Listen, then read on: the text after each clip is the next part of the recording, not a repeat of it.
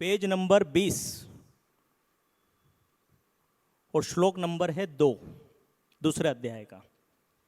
जो पहला श्लोक है कृष्ण भगवान का। जब अर्जुन मना कर देता है कि मैं युद्ध नहीं करूंगा, अर्जुन जब बोल देता है कि मेरे से तो नहीं होएगा और हार मान लेता है, पूरी तरह से हारा हुआ रहता है, तो परमात्मा कहते हैं कि हे अर्जुन, ऐसे विषम समय में जबकि न्याय और कर्तव्य पालन के अतिरिक्त अन्य कोई भी मार्ग नहीं रहा, संग्राम की सारी सुसज्जा हो चुकी है और अंतिम निर्णय करना अनिवार्य हो गया है, तुझमें बंधुओं के मोह का यह पाप कहाँ से आ गया? तू कंफ्यूज कैसे हो गया? बहुत सी बार सारी तैयारी हो जाती है, अब युद्ध लड़ना ही बाकी है, तो यहाँ वो बता रहे हैं कि जब सारी तैयारी हो चुकी है, सब तामझाम हो चुका है, तो अब तेरे को युद्ध करना ही चाहिए। पहले तो उन्होंने ये बात बोली और उसको पाप बताया, जो वो मना कर रहा था युद्ध करने का, जो उनको मारने का मना कर रहा था, उसको पाप बताया कि ये अनार्य कर्म है, तू कायरता वाली बातें कर रहा है। श्री महाराज ने अर्जुन को बलाढ्य वचनों में बताया कि ये तेरा मोह तथा कर्तव्य कर्म पालन करने से विमुख होना धर्म नहीं किंतु अधर्म है, पाप है, और नपुंसकता तक कहा। ठीक है, अब ये तो बोला। उसके बाद पहले तो वो आर्ग्यूमेंट कर रहा था अर्जुन, फिर आप ये खोल लो 22 नंबर पेज। श्री कृष्ण के ऐसे वचन सुनकर अर्जुन ने कहा, हे मधुसूदन, यदि क्षत्रिय का कर्तव्य पालन करना मेरा धर्म है, तो संग्राम में भीष्म और द्रोण को बाणों से मैं कैसे बिंदूंगा? इनको कैसे मारूंगा? ये तो मेरे को सिखाने वाले हैं, वृद्ध है, इनको कैसे मारूंगा? वे दोनों तो पूजा के योग्य है। इन ऊंचे भाव वाले गुरुजनों को ना मारकर इस लोक में भीख मांगकर अन्न खाना उत्तम है। बहुत से बार हम हमारे जीवन में ऐसे सिद्धांत बना लेते हैं जिसके कारण हम काम नहीं कर सकते। मैं झूठ नहीं बोलूँगा, मैं ये नहीं करूँगा, मैं वो नहीं करूँगा, बहुत सारे सिद्धांत भर जाते हैं हमारे मन में। तो ऐसे बहुत सारी चीज़ें हो जाती है, मतलब बापू हमेशा हमको बताते भी रहते हैं। तो ये गीता के उलट है। देखो एक चीज़ मैं और बता दूँ, सृष्टि का एक नियम है, जितनी भी उल्टी चीज़ें हैं ना, देखो परमात्मा की लीला देखो, जितनी भी उल्टी चीज़ें हैं वो ऑटोमेटिक है। जैसे आपको बीमार होना है, उसके लिए कुछ करना पड़ेगा क्या? हो ही जाओगे। अगर आप ठीक होने के लिए नहीं सोचोगे तो आप बीमार हो जाओगे। ठीक है, अच्छा मन मत रखो। आपको गरीब होना है, उसके लिए कोई किताब है?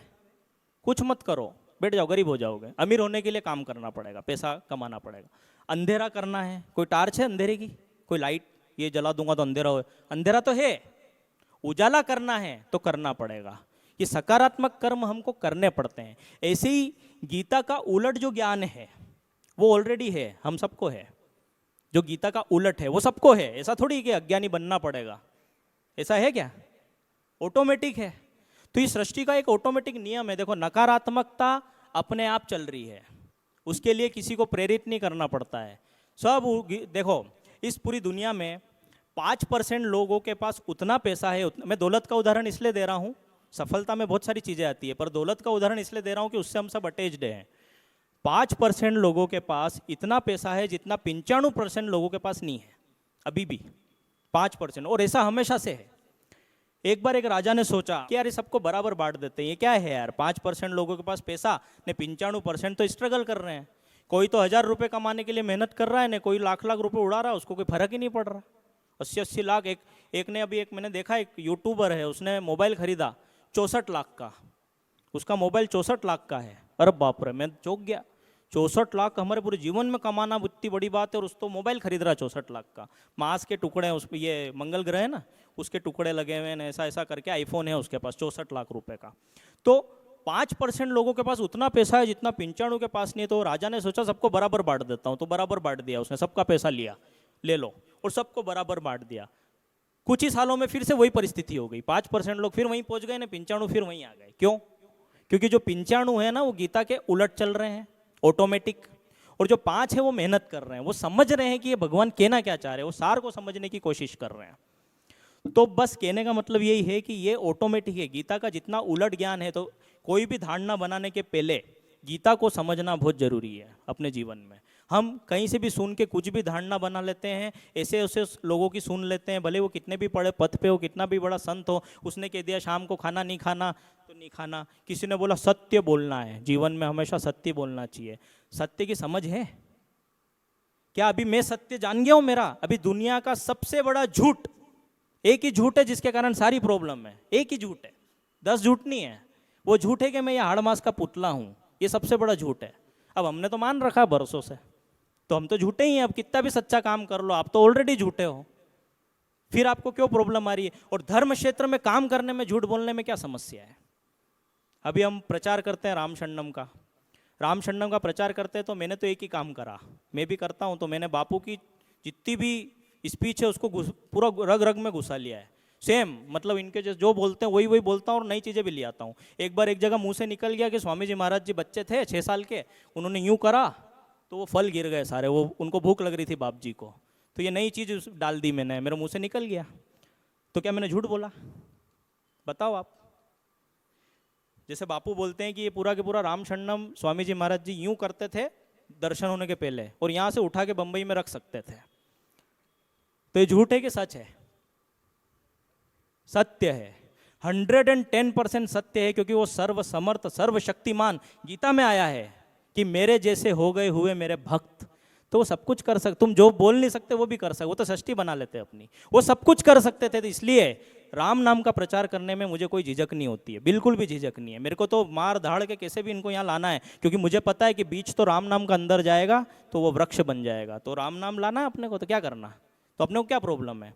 तो ये गीता से सीखने को मिलता है कि जब हम धर्म क्षेत्र में जाते हैं तो हमको ये फालतू के सिद्धांत नहीं बनाना चाहिए। तो अर्जुन के ऐसे बहुत सिद्धांत बने हुए थे, अर्जुन भी इधर उधर की बातें कर रहा था, पर उसने एक बहुत अच्छा काम करा कि उसने एक्सेप्ट कर लिया। उसने एक्सेप्ट करा, ये है 23 नंबर के पेज पे जो 7वां श्लोक है, नीचे की 2 लाइन आपको दिखेगी कि हे कृष्ण, कायरता से मेरा शूरवीरता का स्वभाव हनन हो गया है। या अर्जुन यहीं से बनते हैं अपन। उसने मान लिया, अभी तो मानने को ही तैयार नहीं है कि मैं गलत हूं, मान ही नहीं रहे ना। तो जब तक आप मानोगे ही नहीं कि मैं गलत हूं, तो आप सही कैसे होगे? तो सबसे पहले तो अर्जुन बनने के लिए मानना पड़ेगा कि हाँ मैं कायर हूं, कायरता से मेरा वो शूरवीरता का स्वभाव हनन हो गया है, मेरा जातीय गुण दब गया है, मेरा धर्म कर्तव्य पालन करना है या भीख मांग के खाना है, इसमें मैं कंफ्यूज हो गया हूं। मेरे को समझ ही नहीं पड़ रही है कि करूं क्या, इनको मारूं कि भीख मांग के खाऊं, समझ ही नहीं पड़ रही मेरे को। मेरा चित्त धर्म विमूढ़ हो गया है, गड़बड़ा गया, इसलिए मैं तुझसे पूछता हूं। अब भगवान से उसने पूछा कि जो कल्याणकारी मार्ग हो वो निश्चित मार्ग मुझे बताइए, मेरे सारे संशय दूर करिए। हमको भी बहुत सारे कंफ्यूजन है अभी संसार में, तो भगवान से वो डायरेक्ट पूछता है कि भगवान अब आप बताओ कि मेरे लिए कल्याणकारी मार्ग क्या है। और सबसे जरूरी चीज वही खाली होने वाली जो यहाँ आ रही है कि मैं तेरा शिष्य हूँ। आप जब तक शिष्य बन के गुरु की, परमात्मा को गुरु मान के उनकी शरण में नहीं जाओगे, तब तक गीता की शुरुआत नहीं होती। भगवान भी उसके पहले कोई ज्ञान नहीं दे रहे थे, सिर्फ ललकार रहे थे कि क्या फालतू की बातें कर रहा है, मेरा टाइम वेस्ट कर रहा है, तेरे लिए ड्राइवर बन के आ गया हूँ यहाँ पे, मैं आ गया हूँ यहाँ पे सब काम धंधा के, मेरे को काम धंधे नहीं है क्या कृष्ण भगवान को? मैं सब छोड़ के आ गया हूँ, तू साला अब कह रहा युद्ध ही नहीं करूँगा। अभी कोई मैं आपको कहीं पकड़ के ले जाऊँ कि चल यार बम्बई चलते हैं, सब करूँ, रिजर्वेशन ने सब करवा लूँ, वहाँ जाना है यार, वहाँ अपने को एक बहुत बड़ी जगह पार्टी करने जाना है, सब पकड़ लो, आप अपना काम धाम छोड़ के आओ, नहीं वहाँ जाके क्यों मूड नहीं हो रहा, चल यार अब इच्छा नहीं हो रही, मैं तो मारोगे कि नहीं मेरे को? तो कृष्ण भगवान अभी तक जो ज्ञान दे रहे थे तो चिढ़ के दे रहे थे कि क्या है यार तू मेरे को जबरदस्ती युद्ध में लगा रहा है, पर अब मतलब युद्ध करना है, तू मेरा टाइम वेस्ट मत कर। अब जब वो शिष्य बन के शरण में आया, मैं तेरा शिष्य हूँ, तेरी शरण में अर्पित हूँ, मुझे शिक्षा दीजिए, मुझको निश्चित सन्मार्ग बताइए, धर्माधर्म के कर्तव्य अकर्तव्य के भेद को समझाइए, क्योंकि मेरी तो मानस अवस्था ऐसी हो गई है कि भूमि पर शत्रुओं से रहित धन्य धान्य संपन्न राज्य पाकर और देवों का स्वामित्व प्राप्त करके भी इतने ऐश्वर्य में निश्चित में ऐसा कुछ नहीं, मतलब उसको कुछ अच्छा दिख ही नहीं रहा था। वो कह रहा था मैं जीता तो भी मैं हारा, और मैं हारा तो भी मैं हारा। वो बोले क्या करूंगा, मेरे को तो समझ ही नहीं आ रही कि ये मेरे कोई काम का है, उसका पर्पस क्लियर नहीं हो रहा था। तो सबसे पहले जीवन में जब भी गीता आपका पर्पस क्लियर करेगी, कभी कभी लगता है ना कि यार इतने सब नाटक करूँ क्यों यार। आजकल एक सामान्य जिंदगी जीने के लिए भी मेहनत करनी पड़ती है, बहुत चीज़ों से डील करना पड़ता है। वो सब करने के बाद भी कभी कभी हम भी चिढ़ जाते हैं कि साला ये सब कर क्यों रहा हूँ, इससे मेरा क्या फ़ायदा है। होता है ना ऐसा, कभी कभी मन में विचार आते हैं क्या सुबह उठो फिर काम पे जाओ फिर शाम को आओ, नहीं इतने लफड़े करो, उसके बाद भी कोई शाबाशी तो देगा नहीं अपने को आके कि तूने बहुत मेहनत करी है। लोगों को रिजल्ट चाहिए, और रिजल्ट तो बहुत बाद में आते हैं। तो कभी कभी हमारे मन में भी ये भाव आ जाते हैं कि ये क्या है साला, रोज के रोज क्या नाटक है, मेरे को तो कुछ नहीं करना। तो अर्जुन को भी ऐसा लग रहा था कि इतने लड़ाई झगड़े करके वो धर्म वो मिल भी जाएगा तो मैं क्या करूँगा। तो निश्चय में ऐसा कुछ नहीं देखता हूं जो इंद्रियों को सुखाने वाले मेरे शोक को, मेरी इस मानस चिंता को दूर कर सके।